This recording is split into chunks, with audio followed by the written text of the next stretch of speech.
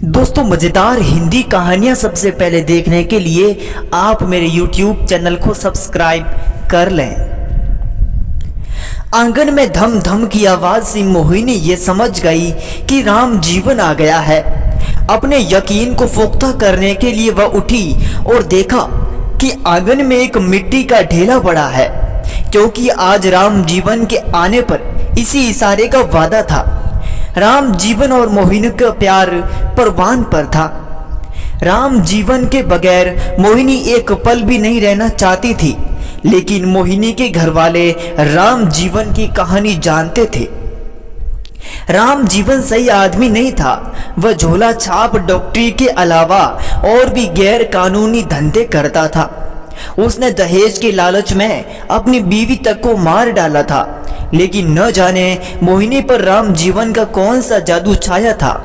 वैसे राम जीवन था तो मोहिनी का ही, बिरादरी का ही, मगर मोहिनी के घर वाले अपनी बेटी पर उसकी छाया भी नहीं पड़ने देना चाहते थे। मोहिनी का पूरा परिवार पढ़ा लिखा था, भाई भी नौकरी करते थे और खुद मोहिनी भी इंटर पास थी। राम जीवन को आया जान मोहिनी घर के जेवर व नकदी एक थैले में डालकर छत पर चढ़ गई। घर के सभी लोग सो रहे थे। सारे गांव में सन्नाटा था। आज गली के कुत्तों को भी नींद आ गई थी। उनका भौंकना बंद था। वह धीरे धीरे चलती हुई पिछवाड़े की मुंडेर पर पहुंच गई। राम जीवन वहीं खड़ा इंतजार कर रहा था। मोहिनी राम जीवन की बाहों में जल्द से जल्द समा जाना चाहती थी।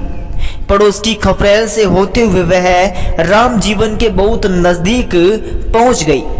राम जीवन ने उसका थैला थामा और उसे एक और रखकर अपने हाथों का सहारा देकर मोहिनी को भी नीचे उतार लिया।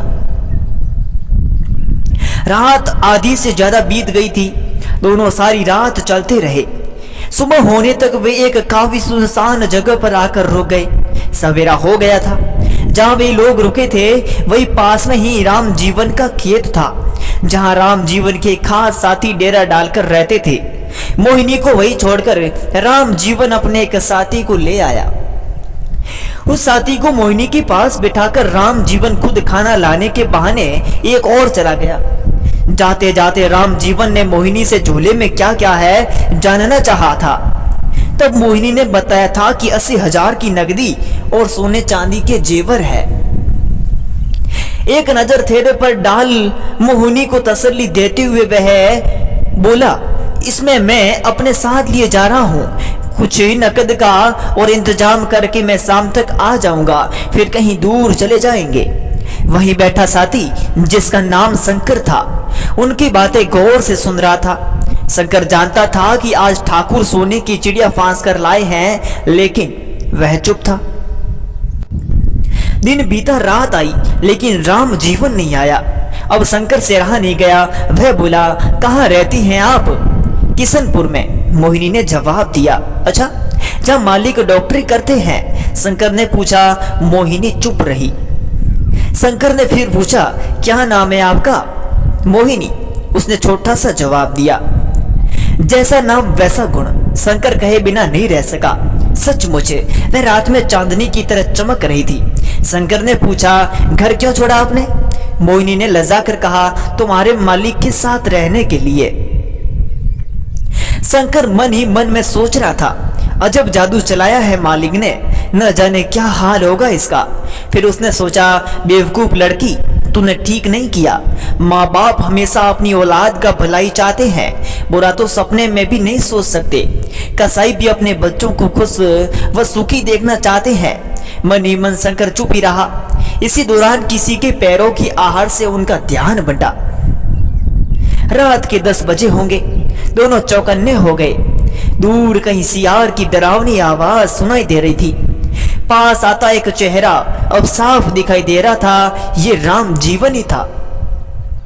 नजदीक आकर राम जीवन शंकर को एक और ले गया, जहां उसने शंकर की छाती पर रामपुरी चाकू रख दिया।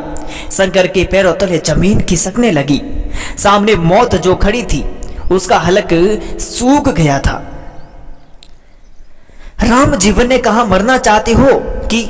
शंकर की सूखी जबान से खरखराती आवाज निकली, मालिक। ले चाकू और मार दे उस लड़की को, नहीं तो तू भी फंसेगा और मैं भी। पुलिस हम दोनों को ढूंढ रही है। राम जीवन ने धीरे से पर लकड़कती आवाज में कहा, न नहीं मालिक, ये काम मैं नहीं कर पाऊंगा, मैंने कभी मुर्गी तक नहीं मारी है। शंकर हकलाया। तो ले तू ही मरने को। शंकर अब तक समझ चुका था। वह सहमते हुए बोला, मालिक चाहे मुझे मार दो, मगर मुझसे ये काम नहीं होगा। राम जीवन कुछ ढीला होकर बोला, एक शर्त पर तू बचेगा, तू किसी से कुछ नहीं कहेगा, जो मैं कहूंगा वही करेगा। हर शर्त मंजूर है मालिक, शंकर ने डरते हुए कहा। आओ, ऐसा कहते हुए राम जीवन मोहिनी के पास गया। शंकर दूर खड़ा न होने का अंदाजा लगा रहा था। राम जीवन मोहिनी को एक टीले की ओर ले गया। दूर झिंगुरों की आवाज से रात और भी डरावनी हो रही थी। प्यार में अंधी मोहिनी चहकती हुई उसकी ओर बड़ी अदा से बलकाती सी जाने लगी, क्योंकि उसे लग रहा था कि टीले की ओट में वह उसे बहुत प्यार करेगा, उसकी भरी जवानी का रस पिएगा। आज कई दिनों बाद सब कुछ करने का एक अच्छा मौका जो मिला है। वह राम जीवन की बाहों में समा जाने को मचल रही थी, मगर ये क्या? जैसे ही मोहिनी राम जीवन के गले लगी तो आसमान कांप उठा।